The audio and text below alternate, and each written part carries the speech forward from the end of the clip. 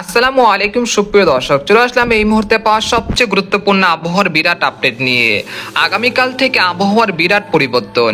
আগামী 13 ও 14 তারিখ দেশের উত্তর পূর্ব অঞ্চলের বেশ কয়েকটি জেলাতে বিক্ষিপ্ত আকারে বৃষ্টি ও বজ্রসহ শিলা বৃষ্টিপাতের পূর্বাভাস।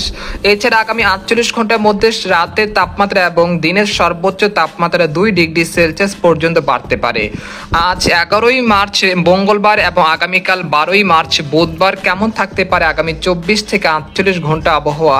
বাংলাদেশ থেকে শুরু করে ভারতের পশ্চিমবঙ্গ, আসাম, মেঘালয় এবং উত্তর থেকে ত্রিপুরা রাজ্যে আগামী 24 থেকে 48 ঘন্টার মধ্যে যেসব জেলাগুলোতে মেঘলা আকাশ ও বৃষ্টিপাতের সম্ভাবনা রয়েছে এবং কোন কোন জেলাগুলোতে তাপমাত্রা বাড়তে পারে এই বিষয়ে বিস্তারিত জানতে হলে ভিডিওটি সম্পূর্ণ দেখতে থাকুন। আর আপনি কোন জেলা থেকে এই আবহাওয়ার খবরটি দেখছেন, আপনার জেলার নামটি আমাদের কমেন্ট বক্সে জানিয়ে দিবেন। আর সবার আগে সবার প্রথম সঠিক খবর জানতে আমাদের চ্যানেলটিকে সাবস্ক্রাইব করে রাখুন। এবার জেনে নেওয়া যাক এক নজরে। বন্ধুরা, এই পর্যায়ে আমরা সরাসরি উপগ্রহ চিত্রে চলে আসলাম। তো এখান থেকে আপনারা দেখতে পাচ্ছেন যে এই মুহূর্তে ঢাকা, খুলনা, বরিশাল, চট্টগ্রাম, রাজশাহী, রংপুর বিভাগের আকাশ কিন্তু বেশ পরিষ্কার রয়েছে। কোথাও তেমন মেঘলা আকাশ ও বৃষ্টিপাতের কোনো সম্ভাবনা দেখা যাচ্ছে না। অর্থাৎ আজ রাতে আকাশ বেশ পরিষ্কার এবং মেঘমুক্ত থাকতে পারে। তবে ময়মনসিংহ এবং সিলেট বিভাগের দুই এক স্থানে কিছুটা হালকা মেঘের আনাগোনা থাকতে পারে। একই সঙ্গে সিলেট বিভাগের জয়ন্তাপুর, কানাইঘাট, ছাকরিয়া, তারপর বারলেখা, কুলাউড়া, মৌলভীবাজার, কামালগঞ্জ, হাবিবগঞ্জ, নাসিরনগর, বালাগঞ্জ এই অঞ্চলে দুই এক স্থানে বিক্ষিপ্ত আকারে হালকা মাঝারি বৃষ্টিপাত হতে পারে আজ রাতের মধ্যে। এছাড়া উত্তরবঙ্গের এখানে দেখতে পাচ্ছি যে ভারতের আসাম, মেঘালয় দুই এক স্থানে বিক্ষিপ্ত আকারে বৃষ্টি বা বজ্রসহ বৃষ্টিপাতের একটা সম্ভাবনা রয়েছে আজ রাতের দিকে। আর এদিকে দেখতে পাচ্ছি যে বাংলাদেশের সর্বোচ্চ উত্তরের জেলা তেঁতুলিয়া, তারপর পঞ্চগড়, ঠাকুরগাঁও, কুড়িগ্রাম এই অঞ্চলের দুই এক স্থানে কিছুটা আকাশ মেঘলা থাকতে পারে, তবে বৃষ্টিপাতের সম্ভাবনা নেই তেমন। এছাড়া আমরা দেখতে পাচ্ছি যে দক্ষিণবঙ্গের কলকাতা সংলগ্ন যে জেলাগুলো রয়েছে সবকটি জেলাতে আকাশ কিন্তু বেশ পরিষ্কার রয়েছে। কোথাও তেমন মেঘলা আকাশ ও বৃষ্টিপাতের সম্ভাবনা দেখা যাচ্ছে না আজ রাতের মধ্যে। এরপর যে আপনাদেরকে জানিয়ে দেবো যে আগামীকাল কিরকম আবহাওয়া থাকতে পারে, সেই জন্য আমরা ইউরোপিয়ান যে মেঘের বার্তা রয়েছে সেখানে চলে আসবো। তো আমরা চলে আসলাম 12ই মার্চ বুধবার সকাল ভোর 5টার দিকে। এখানে দেখতে পাচ্ছি যে রংপুর বিভাগে ঠাকুরগাঁও, পঞ্চগড়, তেঁতুলিয়া এই অঞ্চলে দুই এক স্থানের আকাশ কিছুটা মেঘলা রয়েছে। একই সঙ্গে দেখা যাচ্ছে যে এই অঞ্চলগুলোতে আগামী 13 তারিখ কিছুটা বৃষ্টিপাতের সম্ভাবনা রয়েছে। আমরা দেখতে পাচ্ছি যে ময়মনসিংহ, ঢাকা, খুলনা, বরিশাল, চট্টগ্রাম, রাজশাহী বিভাগে যেসব জেলাগুলো রয়েছে সেসব জেলাগুলোর আকাশ কিন্তু বেশ পরিষ্কার রয়েছে। কোথাও তেমন মেঘলা আকাশ ও বৃষ্টিপাতের সম্ভাবনা দেখা যাচ্ছে না 12ই মার্চ সকালের দিকে। একই সঙ্গে আমরা দেখতে পাচ্ছি যে দক্ষিণবঙ্গের কলকাতা, খড়গপুর, পূর্ব ও পশ্চিম মেদিনীপুর, উত্তর ও দক্ষিণ 24 পরগনা, শান্তিপুর, বর্ধমান, কাটোয়া, দুর্গাপুর, বানকুরুলিয়া, পুরুলিয়া, শিউরি, নালিহাটি, মুর্শিদাবাদ, কৃষ্ণনগর এই অঞ্চলের আকাশ কিন্তু বেশ পরিষ্কার রয়েছে। কোথাও তেমন মেঘলা আকাশ ও বৃষ্টিপাতের সম্ভাবনা দেখা যাচ্ছে না 12ই মার্চ সকালের দিকে। এরপর আমরা দুপুর 12টার দিকে চলে আসলাম। তো এখানে আমরা দেখতে পাচ্ছি যে সিলেট বিভাগে দুই এক স্থানে কিছুটা আকাশ মেঘলা হতে শুরু করেছে দুপুর 12টার দিকে। একই সঙ্গে আমরা দেখতে পাচ্ছি রংপুর বিভাগে দুই এক স্থানের আকাশ কিছুটা মেঘলা থাকতে পারে দুপুর 12টার দিকে। এরপর ঢাকা, বরিশাল, খুলনা, চট্টগ্রাম এই অঞ্চলের আকাশ কিন্তু বেশ পরিষ্কার থাকতে পারে। কোথাও তেমন মেঘলা আকাশ ও বৃষ্টিপাতের সম্ভাবনা দেখা যাচ্ছে না 12ই মার্চ দুপুরের দিকে। একই সঙ্গে আমরা দেখতে পাচ্ছি যে দক্ষিণবঙ্গের কলকাতা সংলগ্ন যে জেলাগুলো রয়েছে এইসব অঞ্চলের আকাশ কিন্তু বেশ পরিষ্কার রয়েছে এবং দিনের যে সর্বোচ্চ তাপমাত্রা সেটা কিন্তু বাড়তে শুরু করেছে। এর ফলে দিনের বেলা কিন্তু কিছুটা গরম অনুভূত হতে পারে দেশের বিভিন্ন অঞ্চলে।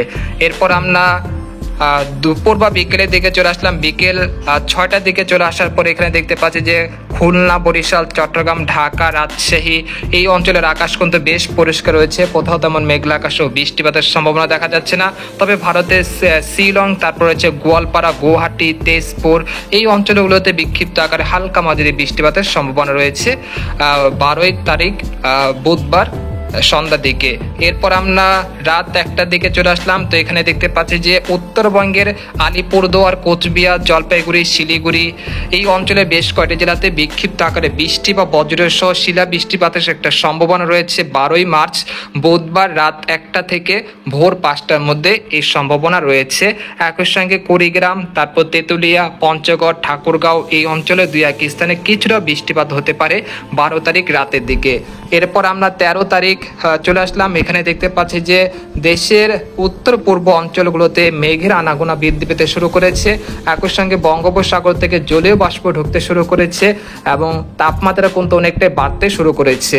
আমরা দেখতে পাচ্ছি যে 9 তারিখ 13 তারিখ বৃহস্পতিবার সকাল 9টার দিকে আসার পরে এখানে দেখতে পাচ্ছি যে সিলেট বিভাগের সবকটি জেলাতে কিন্তু মেঘলা আকাশ হতে শুরু করেছে। একই সঙ্গে বিক্ষিপ্ত আকারে বৃষ্টিপাতও শুরু হতে শুরু করেছে। আমরা দেখতে পাচ্ছি যে দুপুর 1টা বা বিকেল 5টার মধ্যে সিলেট বিভাগের মৌলভীবাজার, তারপর হচ্ছে কানাইঘাট, কোলাউড়া, বারলেখা, চাকুরিয়া, জৈন্তাপুর এই অঞ্চলে বেশ কয়েকটি জেলাতে বিক্ষিপ্ত আকারে বৃষ্টি বা বজ্রসহ শিলাবৃষ্টির আশঙ্কা রয়েছে 13 তারিখ বিকেলের দিকে। এরপর ভারতের আগরতলা, আমবাসা, উদয়পুর এই অঞ্চলে বেশ কয়েকটি জেলাতে বিক্ষিপ্ত আকারে হালকা মাঝারি বৃষ্টিপাতের সম্ভাবনা রয়েছে 13 তারিখ বিকেল থেকে। এরপর আমরা রাত 8টার দিকে চলে আসলাম। আসার পর এখানে দেখতে পাচ্ছি যে সিলেট বিভাগের জৈন্তাপুর, কানাইঘাট, তারপর ছাকরিয়া, বারলেখা, কোলাউড়া, মৌলভীবাজার এই অঞ্চলে বেশ কয়েকটি জেলাতে বিক্ষিপ্ত আকারে বৃষ্টি বা বজ্রসহ শিলাবৃষ্টির আশঙ্কা রয়েছে 13 তারিখ রাত 12টা থেকে ভোর 5টার মধ্যে।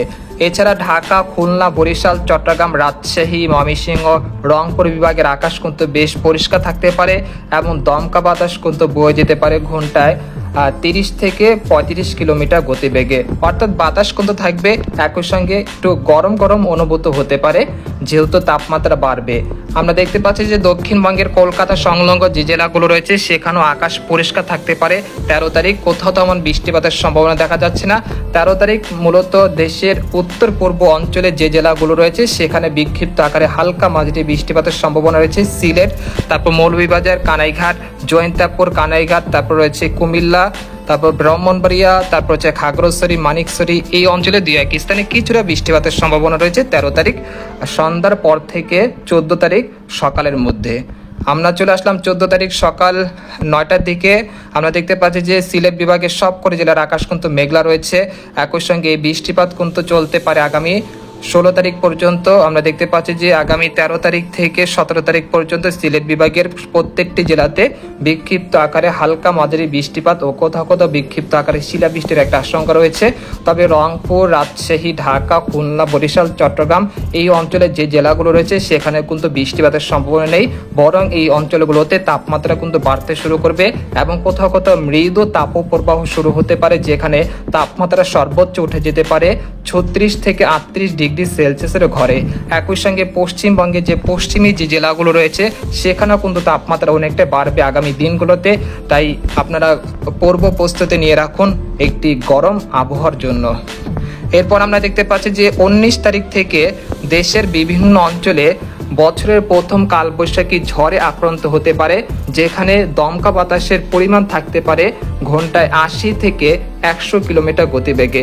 অর্থাৎ কিন্তু বেশ জোরে কিন্তু দমকা বাতাস, একই সঙ্গে কালবৈশাখী ঝড় বা তীব্র যে কালবৈশাখী ঝড় বলা হয় সেটা কিন্তু 19শে মার্চ হতে 22শে মার্চের মধ্যে দেশের বিভিন্ন অঞ্চলে এই ঝড় বয়ে যাওয়ার আশঙ্কা রয়েছে। তাই আপনারা আগামী দিনগুলোতে কালবৈশাখী ঝড় এবং তাপপ্রবাহের জন্য পূর্ব প্রস্তুত থাকুন। এ বিষয়ে আরো বিস্তারিত জানিয়ে দেব পরবর্তী ভিডিওতে। তো আমরা দেখতে পাচ্ছি যে 20 তারিখ খুলনা, বরিশাল, চট্টগ্রাম এবং দক্ষিণবঙ্গের বেশ কয়েকটি জেলাতে তীব্র কালবৈশাখী ঝড় ও শিলাবৃষ্টির আশঙ্কা রয়েছে 20 তারিখ, অর্থাৎ এই সপ্তাহের পরের সপ্তাহে তীব্র কালবৈশাখী ঝড়ের আশঙ্কা রয়েছে দেশের বিভিন্ন অঞ্চলে।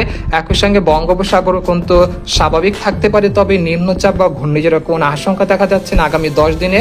তো এই ছিল খবর। তো এরকম ইন্টারেস্টিং আবহাওয়ার খবর জানতে আমাদের সাথেই থাকুন। ধন্যবাদ।